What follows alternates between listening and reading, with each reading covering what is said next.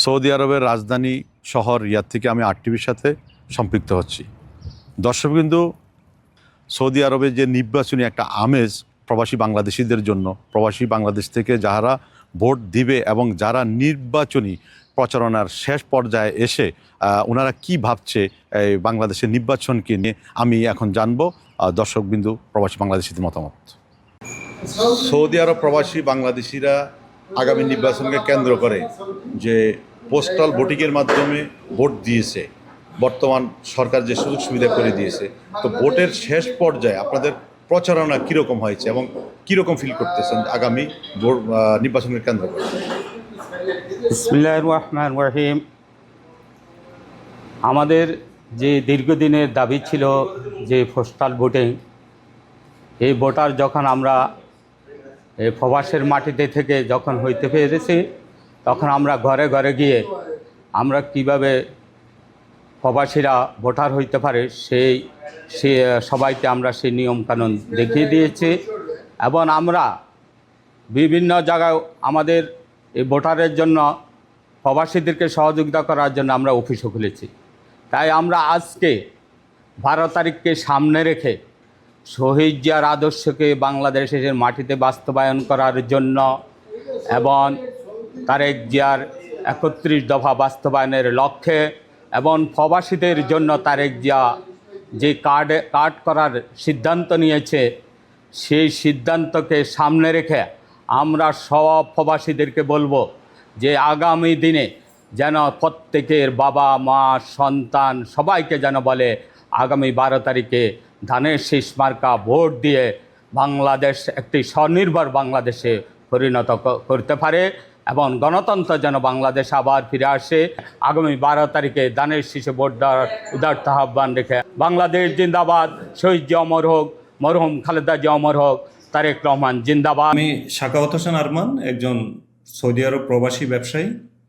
নির্বাচনের শেষ পর্যায়ে এসে আমরা যেটা ইউটিলাইজ করতে পেরেছি সেটা হলো যে প্রবাসীরা এবং বাংলাদেশের জনগণ তাদের পছন্দের প্রার্থী, বিশেষ করে যারা ইনসাফের পক্ষে এবং দুর্নীতি সন্ত্রাসমুক্ত ব্যক্তিকে নির্বাচন করবেন বলে আমরা আশা রাখি।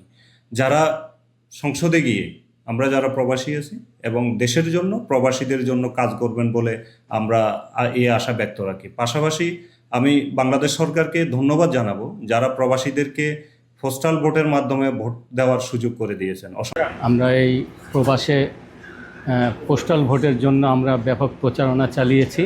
পূর্বাঞ্চল বিএনপির দপ্তর সম্পাদক আমি বিএনপির পক্ষ থেকে প্রচারণা চালিয়েছি এবং জিয়া সংস্কৃতির আহ্বায়ক জিয়া সংস্কৃতির মাধ্যমে আমরা ব্যাপক প্রচারণা চালিয়েছি। আমরা আশা করি স্বতঃস্ফূর্তভাবে আমাদের বিএনপির ব্যালটেই ভোটগুলো পড়বে এবং বাংলাদেশে আমরা যেই স্বতঃস্ফূর্তভাবে জনগণের অংশগ্রহণ দেখছি ফিল্ডে, তাদের এই প্রকাশ্য ম্যান্ডেটকে আমরা শ্রদ্ধা জানাই। তাদের সাথে একাত্মতা প্রকাশ করে আমরা আশা করি আমাদের ভোটগুলো বিএনপির পক্ষেই পড়বে। প্রেসিডেন্ট জিয়া রহমান অমর হোক, আমাদের দেশনেত্রী বেগম খালেদা জিয়া অমর হোক, তারুণ্যের অহংকার তারেক রহমান জিন্দাবাদ, বাংলাদেশ জিন্দাবাদ। যারা আমরা সৌদি আরবে আছি, আমরা এই সৌদি আরব থেকে যারা প্রবাসীরা আছেন তাদেরকে আমরা পোস্টাল ভোটের মাধ্যমে ধানের শীষের পক্ষে ভোট দেওয়ার জন্য আমরা অক্লান্ত পরিশ্রম করে গেছি এবং সবাই ভোট দিয়েছে এবং আমিও সৌদি আরব থেকে পোস্টাল ভোটের মাধ্যমে ধানের শীষের পক্ষে ভোট দিয়েছি এবং লাস্ট পর্যায়ে নির্বাচনের সর্বশেষ সময়ে এসে আমরা জরিপে এতটুকু বুঝতে পারছি যে ইনশাল্লাহ আমাদের প্রিয় দল জাতীয়তাবাদী দল বিএনপি সরকার গঠন করবে। তরুণের প্রতীক জননেতা তারেক রহমান প্রধানমন্ত্রী হবে ইনশাল্লাহ।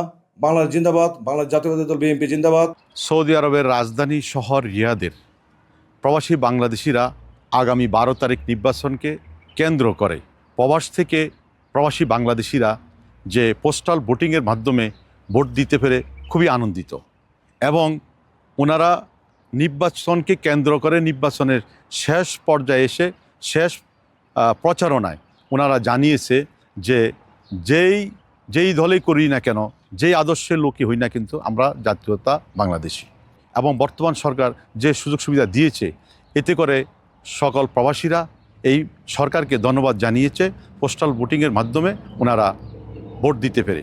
এবং 12 তারিখ যে নির্বাচন, প্রবাসী বাংলাদেশিরা ওনাদের ভোট দিতে পেরে খুশি এবং ওনারা আশাবাদ ব্যক্ত করেছেন 12 তারিখে যাতে বাংলাদেশে যারা অবস্থান করেছে তারা যেন সৎ, নিষ্ঠাবান এবং যোগ্য প্রার্থীকে জয়যুক্ত করে, যাতে করে নির্বাচিত সরকার প্রবাসীদের জন্য দেশের কল্যাণে সকল সময় কাজ করে।